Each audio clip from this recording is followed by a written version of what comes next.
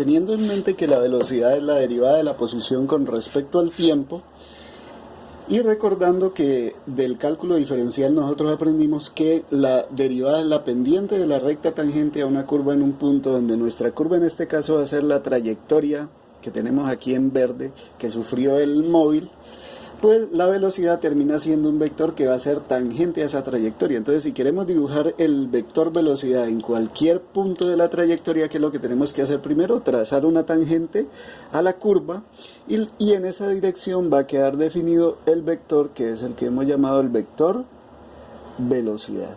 ¿De acuerdo? Bueno, entonces esa sería la interpretación de la velocidad. O sea que nosotros decimos que la velocidad es la pendiente de la recta tangente a la trayectoria, o dicho de otro modo, que la velocidad siempre va a ser tangente a la trayectoria, el vector como vector.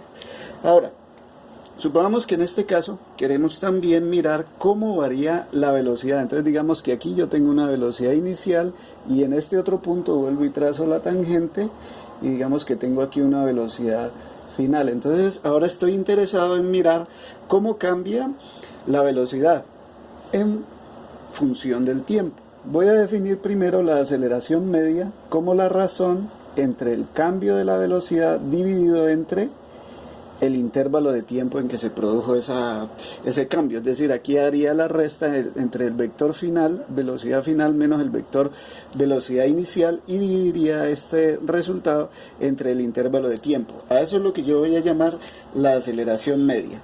Pero nuevamente nosotros no estamos interesados en cambios que se producen para tiempos extremadamente largos. Entonces, ¿qué hacemos? Pues empezamos a tomar medidas de la velocidad en tiempos cada vez más cercanos al punto inicial desde donde estamos observando el movimiento. Hacer eso es el equivalente en matemáticas a hacer el paso al límite, es decir, el límite cuando delta dt tiende a ser 0. Y a esto vemos que está mostrando la definición de una derivada. Entonces, en notación de Leibniz ahora vamos a decir que la aceleración es la derivada de la posición con respecto al tiempo. Entonces vamos a escribir aquí: la aceleración es igual a la derivada de la velocidad con respecto al tiempo. Ahora busquemos hacer una interpretación de esta expresión. Entonces vamos a hacerlo primero desde lo que ya conocemos del cálculo diferencial y luego lo mostramos aquí con un dibujito.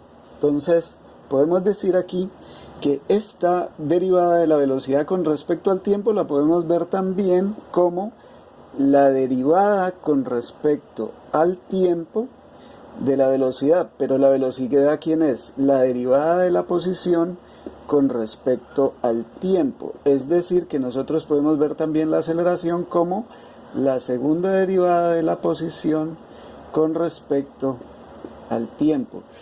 En cálculo diferencial, que aprendimos que la segunda derivada de una función está asociada con la concavidad de la curva. Entonces vamos a mirar que si nosotros hacemos la resta, por ejemplo, entre estos dos vectores, es decir, traigo este vector aquí, digamos que lo traslado aquí, y cuando hago el delta de b, que sería un vector que va en esta dirección, y lo divido entre el intervalo de tiempo, me va a dar un vector que está en esta misma dirección. Y ustedes pueden observar de la curva que está apuntando hacia la concavidad de la curva, es decir, que es consistente con lo que estamos acabando de mostrar.